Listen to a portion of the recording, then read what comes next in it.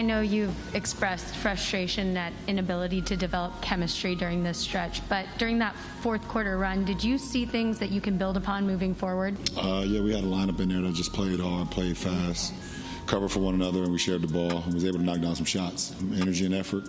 And, I thought Stanley was phenomenal today. Been a minute since you last seen me, and that's mainly to do with the fact that I am just recovering from COVID. I think I have like 2 days left until my quarantine officially ends, and my voice is starting to finally feel like it once did, which is great because now I could get back to what I absolutely love doing the most, and that's complaining about the Los Angeles Lakers. Before we get to that, just a reminder, I'm giving away $500 to a subscriber that turns on our notifications on this channel, and in addition to that, we're giving away $500 to anyone that follows us on Instagram. Now that we got all that out of the way, cue the intro.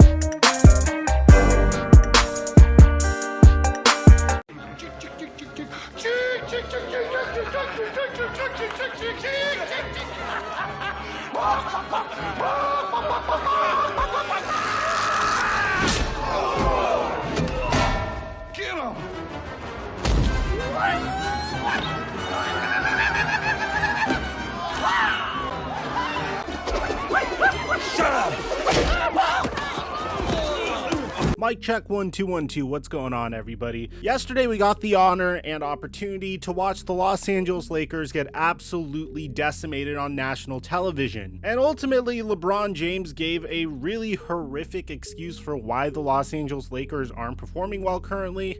Nobody's going to feel sorry for you. Nobody's going to feel sorry for our record, or nobody's going to feel sorry for guys that out, because everybody, besides, I think, like Golden State and Phoenix, everybody has guys out, so...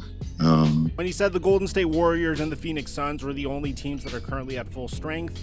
And if you look at the Golden State Warriors, they don't have Klay Thompson, they don't have James Wiseman, they didn't have Andrew Wiggins, Andre Iguodala, Damian Lee, or Moses Moody, and they were still able to beat the Phoenix Suns yesterday in their Christmas Day matchup. And to the Phoenix Suns' credit, they didn't get embarrassed on national television. So props to them, because for the Los Angeles Lakers, we can't say the same. Now, I know all the Russell Westbrook stands are going to come from my head whenever I come out and say that he performed horribly yesterday.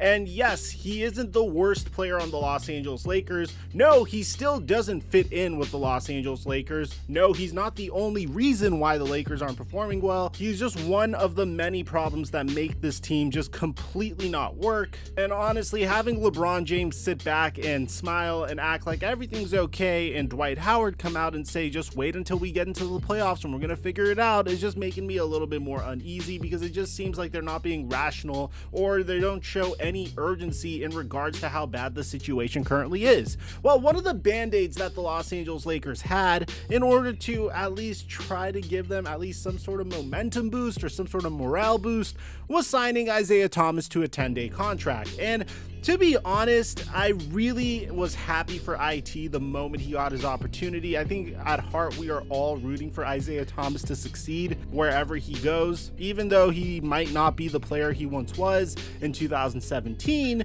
he is still one of the best basketball underdog stories in the entire NBA, both him and LiAngelo Ball, and we all just want to see him succeed. But unfortunately, it seems like this tenure that Isaiah Thomas might have had with the Los Angeles Lakers is coming to a close. Now, bear in mind, Isaiah Thomas, during his time with the Los Angeles Lakers, although it was short-lived and he only played 4 games, was not really good. Overall, he averaged 9.3 points per game, shot 23% from 3, had a 31% field goal percentage, and it just seemed like he was an absolute defensive liability. As a matter of fact, his total box plus minus was a negative 8.8.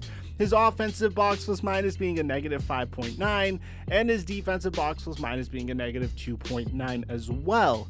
When you look at his player efficiency rating, he had a 3.5 PER. Now, again, he only played 4 games, he didn't play a handful of minutes, but in those 4 games, he didn't really do a lot to show, hey, the Los Angeles Lakers definitely need to sign this guy for the rest of the season. He definitely deserves another chance. He had a good first 2 games. I mean, 19 points for 5 of 12 shooting in his first game, 13 points for 5 of 11 shooting in his second game. And then in his third game against Phoenix, he was 1 of 11 from the field. And then against the Spurs, he was 1 of 5. And he didn't really play during the Christmas game against the Brooklyn Nets, especially after the Los Angeles Lakers went ahead and signed Stanley Johnson and Darren Collison, who, by the way, were the absolute definition of rusty in their debut against the Brooklyn Nets. I mean, Darren Collison was literally giving out 4-point plays to the Brooklyn Nets. Stanley Johnson just was an absolute offensive liability. They would just leave him wide open for 3, and he would brick wide open 3s.